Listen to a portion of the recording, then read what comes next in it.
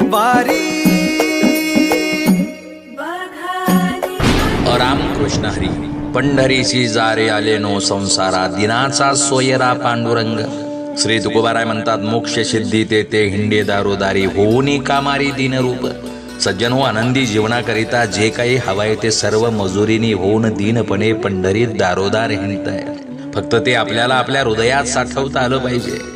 अरे वारकरी म्हणून पंढरीच्या वाटेनं चालणाऱ्या तुम्हा आम्हा सामान्य जनांच्या वाट्याला फुलांच्या पायघड्या याव्यात यासारखं दुसरं सुख स्वर्गातही नाही.